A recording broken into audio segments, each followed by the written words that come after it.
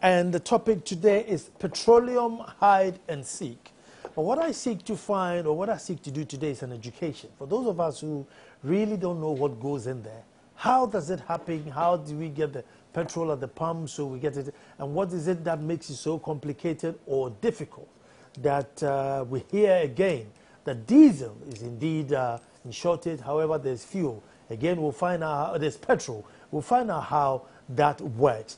But with me in studio is Kwame Jantua, who is an energy expert. Kwame, you're welcome. Good evening, sir.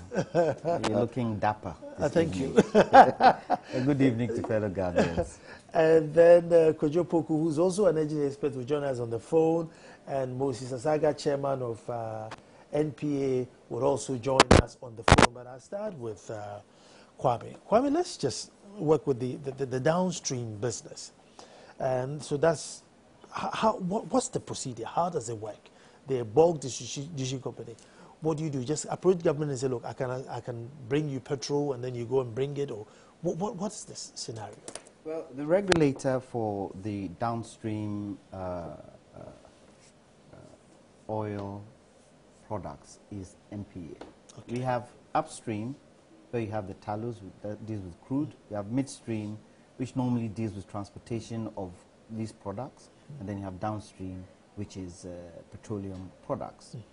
So what we're talking about is downstream, yeah, regulated by the NPA. Now, with downstream, before a BDC is giving the license, you'd have to apply to NPA. Okay. NPA would then assess your ability to be able to bring in product, and if the assessments and the application you bring in is okay, then they grant your license. But there's a proviso to that within 2 years, every BDC should be able to build their own storage tanks. Within 2 years? Yes, within 2 years. So one of the criteria that they would use to be able to give you a license is to go and see where your setup would be, whether you have the land to do that, to build your petroleum, your storage tanks. Because at the present moment, within that two-year duration, before then, they hope at least you would gather a lot of finances to be able to do that. So you go to BOST to store some of your products, and sometimes you can rent from other BDCs who already have storage tanks. So that is the application bit of it. So how many BDCs do we have? Well, at the present moment, we have nearly, the last count was 18, but I think when this government came in, they registered most. We had about 23 BDCs. And then you find that there are categories within the BDCs. There's the top ones, there are the mid ones, and there are those who have just come into the market. But one of the challenging things with this kind of business is financing.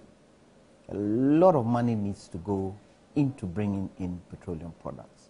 If you bring in 5,000 metric tons of, say, PMS, and let me define what these mean.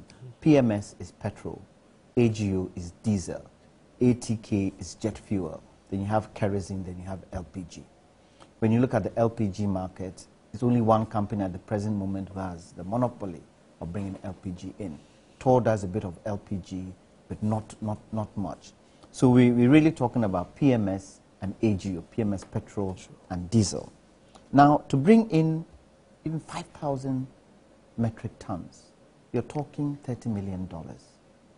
We brought in, initially, we also have a BDC license, and I'm a director of Peace Petroleum, which is also a BDC. With our first shipment, we brought in 30,000 metric tons, and we found it difficult to sell. We found it difficult to sell. So, because you need LCs, and if you get the LCs and the products come in, you need to be able to turn those products around within a certain duration of time. The OMCs, who are the petrol garages, take the product, but they don't pay you on time. So you're lacking behind, and you're paying, if I call it, demurrage to the banks, because you haven't been able to pay your LCs that you've taken. Like 90 days. Yes, well, you see, and this is the problem. You can get companies abroad who have the product to bring in, who can get funding for you at even 2% interest. But because of that 90-day turnaround, everybody shies away from it. Ideally, 30 days is ideal, but you can't get that here. So it puts a crunch on the BDCs, and it makes it very, very expensive to bring this in. So people like BP, when they are bringing in the product, what they now do is that they divide it into slots. So MPA have a slot throughout the month. So for instance, I'll give you a typical example of one of the time periods, 27 September to 11th October last year. The price for a ton was $923.16 average. Now, MPA now have to work a supplier's premium, because if they don't work a supplier's premium, you might not get anything on it. And at that time, the supplier's premium was $96.67 per metric ton. Now, on that supplier's premium, sometimes the supplier would tell you, okay, I will charge you a flat price in addition, so that they can make some profit. So it will be the world market price plus 20, or world market price plus 10. When MPA now bring that 96.67, you'd have to now deduct that flat additional 20 out. So you'll be left with something like 76.67, which you now have to work with, which you now have to take all your costs out. So in the end, you can end up with maybe $5 as profit. Sometimes $2 as profit, depending on how the mechanics is. So it's a very volatile So market. that's where your shipping cost, your carriage cost, everything, interest to the bank, everything comes in there. Everything comes in there. And it makes it very, very, very, very difficult. And for instance, if you get a ship that has come in and you can't release, your laycan is not allowed to release on time, you're paying demurrage. So it's a very hectic business, but not impossible to do. The big boys who have been in it for a long time, the Chases and the Cyruses, they've been able to do it to an art, but they also carry heavy debt. They carry heavy, heavy debt. So it is not an easy thing, you know, and it's not just a question of government, it's a question of all the ingredients to bring it in. Now, the thing we have done in this country, which we haven't done well, is toll. It's toll. If it so happened that we had built toll gradually from year to year, expanded it from year to year, year to year, year to year, we could be producing our own. I'll bring toll in, but let's go back to the BDCs. So how many BDCs have got their own storage? One storage facility, you're talking $11 million, $14 million. That would hold? It could hold 30,000 metric tons. Some can even hold 70,000 metric tons. One of the BDCs, who is in the upper echelons of the line, has a 70,000 ton, storage tank. But those are expensive. Not everybody can do it. So if you're a new BDC that has come in, it is not easy to build a storage tank. Not easy at all. Now, some of us are saying that when the BDCs were brought in, yes, that was the criteria. Is that a criteria now? If you get every BDC building a storage tank, we're going to have storage tanks fitted everywhere. What then would be the duty of BOST? BOST then will only be interested or would only have to hold strategic stocks. But BOST also have to make money. So some of us are saying, leave the storage tank business to BOST.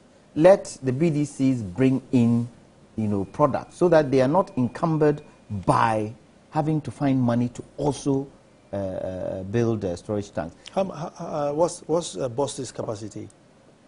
They have it. They have. I'm not too sure about it, but they have it in various places. Okay. They are one of the biggest storage tank firms, in the country. But they have it fitted in. They have some in Tema. They have some in Takrade. They even have some in the north. So they are well distributed. Okay. So if they take care of the storage, then the BDCs that don't have the capacity to build their own storage tanks, can go to BOS and, you know, bring in product. But coming back to the toll issue, I believe, I know you said you come back, but coming back to that, Okay. if we were doing our own, if we're supplying our own, if we build toll to a certain capacity now, we wouldn't need BDCs. We probably need BDCs just for distribution and not have to go in to find capital to bring in product. It's a very, very, very, very difficult business. So nobody should take it lightly. And it puts a lot of pressure on government, especially when there were subsidies, you know, in place. It puts a lot of pressure. At the present moment, subsidies seem to be being lifted a bit, but still there are arrears from those subsidies that haven't been paid to the BDCs. But currently, how much does the state owe the BDCs? Well, from what I learned, in subsidies, they owe them about 355 million. Now, there is, you see, the BDCs buy the product in foreign exchange, but sell in CDs. So there's a foreign exchange differential that needs to be paid. And it's in the region, I understand, 1.8 billion. So, but is that a state's risk, or is that your risk? In terms of the foreign exchange? Yeah, differential. Well, the country needs it, doesn't it? If I'm being paid, if I bring the product in and I'm being paid in dollars, there won't be a foreign exchange risk. Look, somewhere like Liberia, Liberia have a parallel currency. They have the Liberian dollar and they have the American dollar. So when you take product in, you're paid the American dollar. You don't go through all these foreign exchange difficulties. But where we are now, we need to bring it in for the ordinary man to be able to afford it. We don't spend dollars in this country. So who's supposed to be paying that differential? How do we make that differential? Because if government does not take that, then the price of the product is going to go very high. And it's going to encumber the ordinary man. And it's going to be difficult for you and me to drive our cars. So it is a question that we really need to find a way around. And for me, the way around it is to have good oil refineries within Ghana that can refine oil for Ghana and, you know, help at least bring this foreign exchange liabilities down a bit and ease the pressure on government. With the numbers you're talking about and the CD depreciation in a few months, well, that must have been a massive blow. So, let's say you buy, you know, $1 million worth of petrol. Yes, PMS. PMS. Yes. You get to Tema. Yes. But then the state wants to pay you CDs for that. Yes. So then they have to pay you at today's rate or at the rate where you go and buy your dollar back. How do you negotiate that? Well, that is done basically by the MPA. It's the MPA who set all these figures and who set all the rates. So it is something that, you know, they have to negotiate with the Bank of Ghana and all those. But yet still, if the BDCs do not have the foreign exchange to bring the product in, they cannot bring the product because they cannot buy the product with cedis. They have to get foreign exchange to be able to open their letters of credit to be able to buy this thing. And you see, where the banks are concerned, the banks are affiliated to banks outside. The banks might have a lien with their banks outside for, say, $10 billion. If the first $1 million have been used for crude acquisition and you haven't been able to pay, the $9 million that you have left, they would not give it to you till you've paid that. And that is where we are now. So the situation we find ourselves in now is a situation of credit crunch and not lack of product.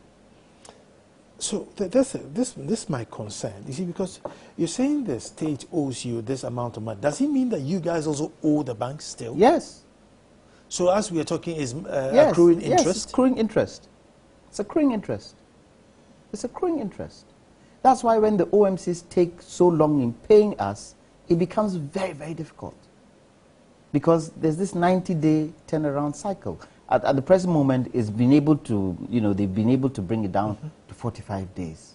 But, in times past, it was very, very difficult. And, you're giving a slot for a certain duration. It's not all the BDCs who bring in petroleum products at once. Certain BDCs are giving a slot for the first 3 months, then the next are giving, because it will take you 90 days to be able to turn around. And because of the expense, you can't bring it in anytime willy-nilly when you want to. I'm going to take a break here, then I want to find out, so how come there's petrol, but there's no diesel? I mean, is there money to buy petrol, but no money to buy diesel? We all been educated today. Stay tuned.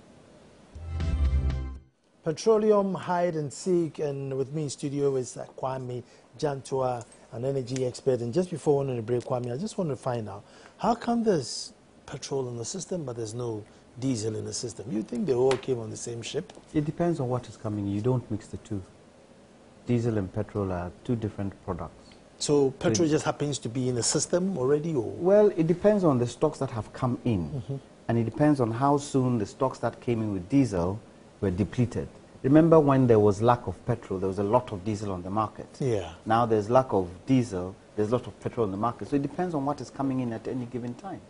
But I mean, at the moment, is it panic buying? Because I think weekly use is 42 million litres. Yes. But apparently there's like 48 million litres sort of dotted around.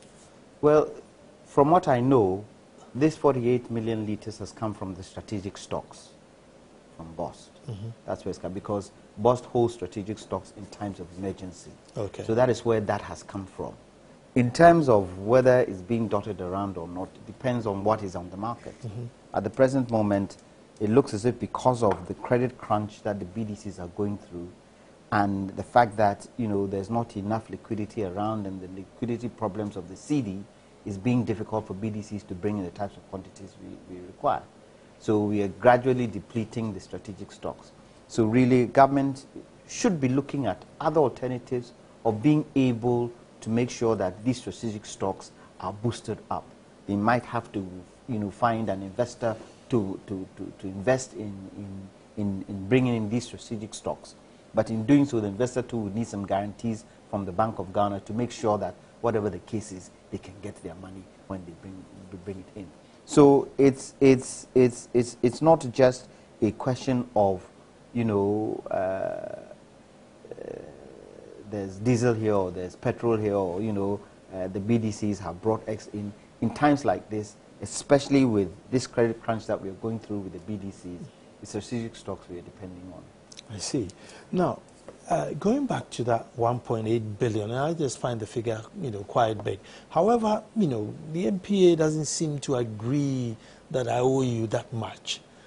So, I mean, how can there be disagreement? I mean, I've sold something to you, and I know how much I sold you to you for, and you say no. So is it the interest that the banks are adding on top of the cost that's been in dispute, or generally the amount that they owe? You see, there's a lot of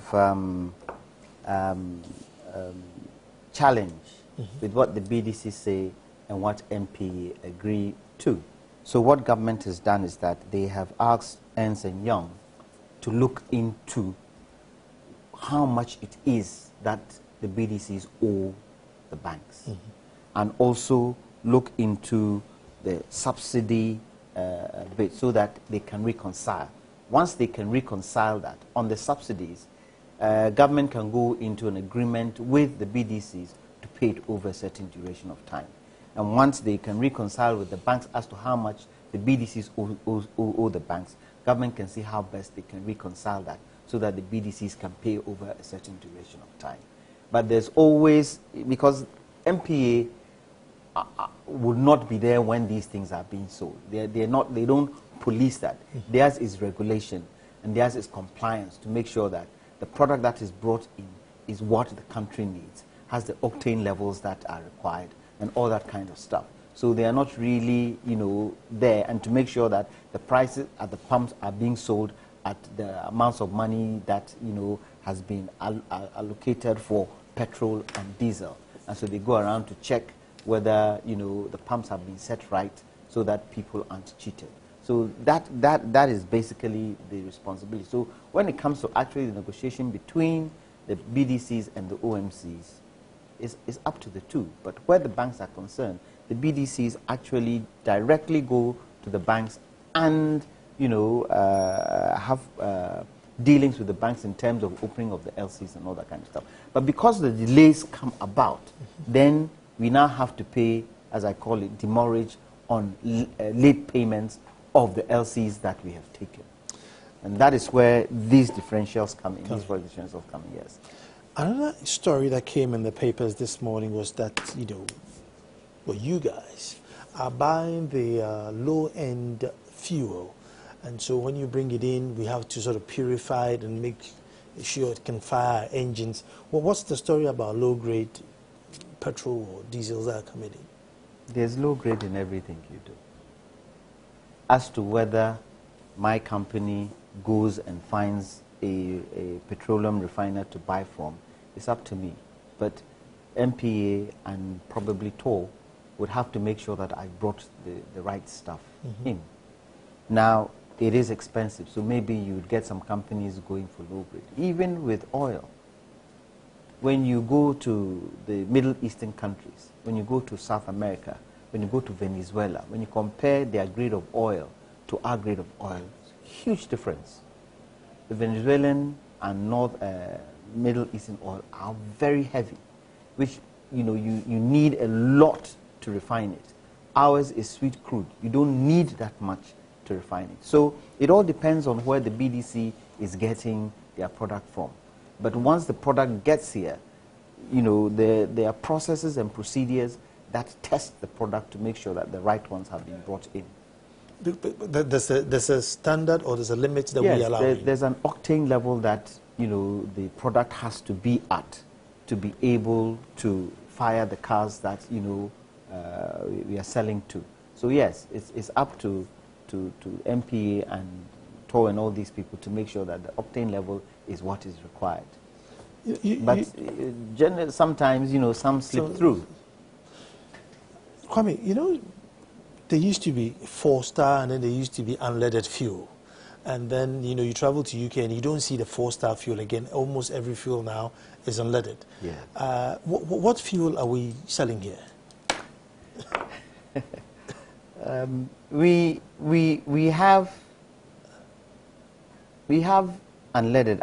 The fuel that we're bringing in at the present moment, because we bring it from Europe, Europe doesn't entertain lead fuel nowadays. Okay. So there is a degree of lead, yes, but there's a degree of non-lead in the non-lead ones. But yes, there's a degree of lead in what we bring in. When you go to Shell, for instance, you go to the Shell stations, they have 3 or 4 pumps. Some have super, then they have diesel, then they have V-Power, which is a high unleaded fuel, which goes for particular types of vehicles, and then they have ordinary, you know, unleaded fuel. So we still have some degree of lead in the products we bring in. Not as heavy as it used to be, you know, in the early days, because, you know, the manufacture of cars has changed. We have moved away from heavy leaded, you know, cars, and so they are producing cars that can take unleaded or lead-free petrol. Now, you have to educate us about TOR, because one would think if you have a refinery and you discover oil which is not very heavy to refine, the simple logic would have been, you know, Christmas come early. So what is the story? Why is TOR not functioning, and why is all our oil being shipped abroad, and then we go and buy the finished product? What is the story? Explain to us. You see, in terms of our sweet crude oil, you need to decide whether you are going to get much more money selling your sweet crude oil out as opposed to refining it in your own refinery. If you're going to be able to make a lot of money out of selling your sweet crude out, then why not? For a developing country like Ghana, where we need the money, you know, to invest in so many projects and all that kind of stuff, probably that is a better option. Now However, that we need to really. I'm not saying it is a better option. I said probably it is a better option. Probably it is a better option. Is that not going to be a better option only if you don't have a refinery? Even if you have a refinery, because you can now buy fuel, you can now buy oil at a cheaper price and bring it in unrefined. Because TOR can refine our sweet crude and also can refine heavy crude. You can do both. TOR's problem is not the mechanics of refining. TOR's problem is more a management problem. You're certain it can do our free? Yes. It's been converted. But our refinery is quite small. You see, and this is the challenge we have. If successive governments had expanded TOR, or as we have done with Akosombo, now we have Bui, and we have the thermal plant, and we were dotting refineries all around, I don't think we would have this problem. But at the present moment, TOR hasn't been functioning well. TOR throughout the years has been used as a political football by politicians, and so it hasn't been able to do what it's supposed to do. When Nkrumah built TOR, he knew it was for a certain duration. When Nkrumah built Akosombo, he knew it was a certain duration. When Nkrumah built the motorway, he knew it for a certain duration. But we haven't been able to add to that. And we are now still living in the past with these infrastructure we have got. If we were able to expand TOR to a certain capacity now, I don't think we would be in this situation we find ourselves in. It's because we have mismanaged TOR. And because of that mismanagement, TOR cannot do what it is supposed to do for the people of Ghana. The rumor or the perception out there is that the BDCs, you know, it is their prayer that TOR won't function because they have storage tanks that they can use. So, you know, there are people with political hands saying, look, this thing shouldn't work, so we can buy our fuel and store it in there. And whether it's true or not, the story is consistent. I mean, we are forced to believe that that might be true because common sense, as you're telling us, is that fix it and probably even supply the sub-region with petrol. So if that's not happening, then maybe we have to believe that story. You see, because and I'll give you an example of Bost. Bost have had a lot of problems in terms of debt and weren't able to bring in strategic stocks. So certain BDCs were giving that responsibility to bring in strategic stocks. And that is good business. And it was only about 2 or 3 of them who were bringing it in. Now, with the new MD who is now in place, came in and said, no, Bost's responsibility is to bring in strategic stocks. That is when we now heard the hoo-ha between the BDCs and Bost. Yes, what you're saying is true. You know, people are such that personal interest comes before anything else, especially not only in Ghana, but in Africa. I believe that we should be able to bring the country first. We should be able to say, we have an oil refinery, because whatever the case is, if TOR is refining petroleum products, TOR will not do the distribution. The BDCs can still do the distribution, not only in Ghana, but also in the sub-region. But for the want of a better word, greed sometimes slips in, and it becomes very, very difficult to now detach yourself from the responsibility of not wanting oil. And yes, it has happened. I'm not saying that the malfunction of TOR is the responsibility of the BDCs. It is the responsibility of mismanagement and responsibility of politicians who have used it for political football all through the years. And now to get it back is being a huge challenge because you need a lot of money to get it back to where you want it. But yes, we also have played a part in terms of not getting TOR to work as it's supposed to work because our personal interests are involved. We've invested huge sums of money in building these storage tanks, and we need to be able to recoup some of that money. But I don't think it is through TOR that we can do that. I believe that we should work together as a team, not for our own individual selves, but for Ghana as a whole. Because if you wake up in the morning and you have petrol in your car, you can go around and do what you have to do. If you don't have petrol in your car, then it becomes a problem. The other thing that we also need to look at are the alternatives. What are the alternatives to petrol? What are some of the things we can do to augment petrol? And one of them is gas. When you go to certain countries, for instance in Cyprus, every taxi is gas. Every taxi is gas. So you take a bit of a burden of fuel. The other thing is rail. All these trucks that are going to the hinterland and bringing food in and bringing food out, if we had an effective rail system, we would not have that problem. So we should also be looking at the alternatives. The other thing we don't do well also is forward planning. Right. This situation we are in today didn't happen only today. It's happened over and over and over and over again. What are we doing to plan to make sure that it doesn't happen again? I keep saying Korea has a 20-year development plan where energy is concerned. When I say energy, both electricity and petroleum. Do we have that here? We don't. So we have to be able to plan, because if we don't plan, we will still go through the problems we're going through with petroleum today.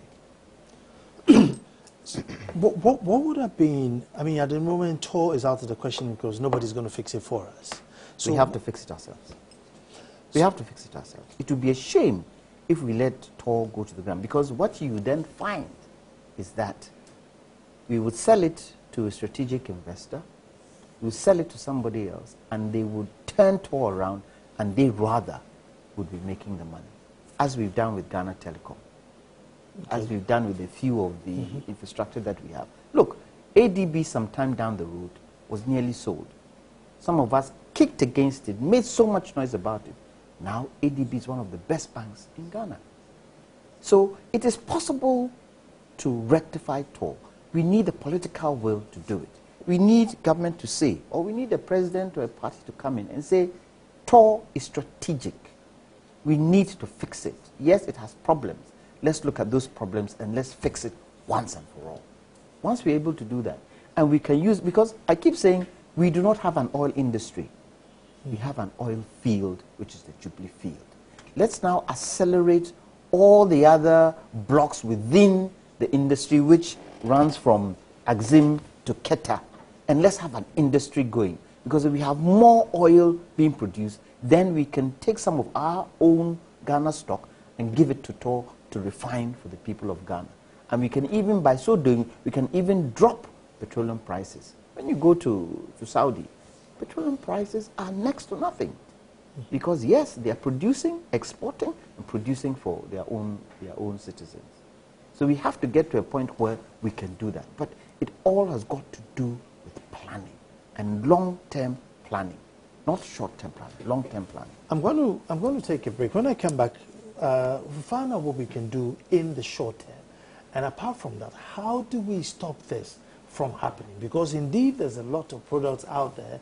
So how do we get in the pump so you and I use it? In any case, we always pay for it anyway. So who is taking the money at the other end? Stay tuned.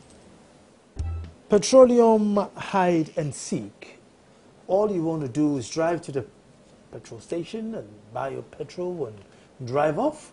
However much you can afford, however time you want it, that's all you want. Explanations, you don't need explanations. Kwame, how do we get rid of the explanations so that you can just get petrol? I mean, it's modern times. We are not in a war. The world is not in a war. So how do we solve this? What would be the system to solve it? So that we do not go through this So we again? don't go through this. I mean, at the moment, if we use this strategic reserve, which will probably last us a week, maximum 2 weeks, is the government going to pay quick enough to recover for BDC to bring more in within that space of time? Well, at this present moment in time, they cannot wait. They cannot wait for monies to be paid before they bring in stock. They must have some money that can continue to bring in the strategic stock till such time that we can now get those monies that have been brought, brought in the first shipment. 50 million has been... Yes, but they still need more money. They still need more money to bring in more strategic stocks. We cannot wait. There cannot be a lapse. There cannot be a gap. But with the fall of the cedi, it's making it difficult to get the foreign exchange because you need more cedis to get $1. That is a major problem. And we need to sort out the fall of the cedi, the liquidity problems of the cedi. We need to be able to sort that out.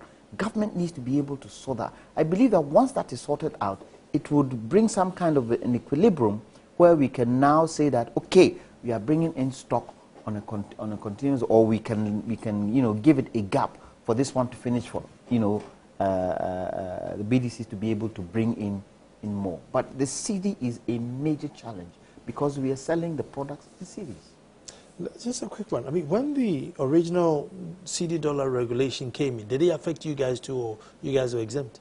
In terms of? In terms of when you bring your foreign exchange in, you have to be changing to cedis immediately?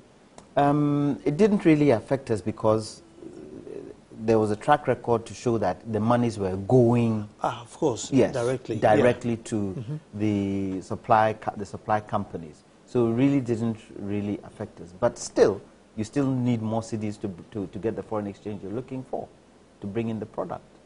I got Kwadwo Poku to join us now. Let's have a quick chat with Kwadwo. Kwadwo, welcome to the show.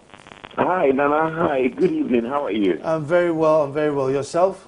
I'm very well, Nana. Sorry I couldn't come in person. Just that I'm on the other side of town trying to transact some business. Well, there'll be a part 2 of this show, so I'm sure I will get you. Because we are talking oil and the problems, and we've discussed so many things about the inefficiency of GOIL, the amount of money state owes you guys, and we're trying to find out what will be the way forward. But before, with this strategic oil that's been released, or strategic diesel that's been released, is there enough time for you guys to bring in more fuel to cushion the problems that we have? There is a lot. There's time for, as it is now. There's a lot of PMS, which is petrol, in the system. The only thing that I think there's a bit of scarcity of is the diesel, the AGO, and that I'm sure a lot of work is being done. There's quite a lot of the BDCs that are imported. So at any point in time, if one person does not have, the other BDC have some stock on the way. Off my head, I don't know which BDCs have stock coming into the system. But because there's quite a number of the BDCs, I'm sure in terms of the diesel, the shortage will be regularized very soon. Okay. Now, with the dispute with the amount of money state owes you, or what you claim and what state owes you, how soon can this be resolved? In terms of monies owe, there are two parts to the equation. One of it is basically that, most of the forex transactions done by the BDCs are backed by the Bank of Ghana because of the amount of forex involved. Because you realize that if you are to go through a single bank to do some of these transactions, what we call the single obligor limit does not allow most of these banks to basically lend to do some of these transactions on to one customer. So Bank of Ghana do give a couple of waivers in terms of the amount of forex to basically go through on a transaction. The government is trying to come out of some of these things and say that, look, as public entities, BDCs should be on their own to be able to do some of these transactions, which will be difficult because a vessel load, you're talking about millions of dollars for a vessel, for one vessel to come into the country. And if you're talking about letter of credit from one bank, this is Ghana where $15 million, one bank cannot credit to give a credit of $15 million. It has to be syndicated. So government still needs to be involved in terms of helping the BDC to be able to support. If government do come out of the system that way, then it will be difficult for the banks to do the letter of credit. So, because I was thinking you guys wanted government out of the equation, you just go and buy your product, come and sell, and then go.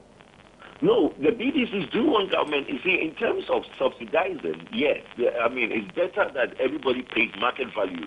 But you see, my thought on this is that when the system was deregularized, okay, the pricing was to be set according to how much you bring your product in. The MPA has its equation, and if you're able to bring a product in a bit cheaper, you can probably sell it a bit cheaper on the market. Now, government subsidizing was good for the purpose it was meant for. But when government is no longer subsidizing, then every Tom, Dick, and Harry who is in the system can go and bring their product and sell it for the market value. You basically make back your returns and then import more. The other side that you do need government or Bank of Ghana intervention is the amount of credit that a single bank can give to a single BDC. Now, on that level, if government is to come out of that, or Bank of Ghana is to come of that, and individual companies are to go to the banks trying to raise those amounts of money, like I said, the Bank of Ghana regulation, which is a single obligor limit, does not allow the banks to lend that kind of money to individual banks, to individual BDCs. So in a way, Bank of Ghana, being an agent of the government, might still have to help the BDCs to be able to import fuel. Kojo, thanks a lot. That's what time will allow me, but I'm sure we'll try and get this conversation to continue. Kwame, thank you very much. And I hope I can get you guys so we can continue. We need more education in this. And especially how, I'm just trying to find out how do we solve this thing? Because TOR is not coming up anytime soon, but yet we need to get this thing solved. Thank you very much for watching. And as I said, tomorrow we'll be back to do it all over again.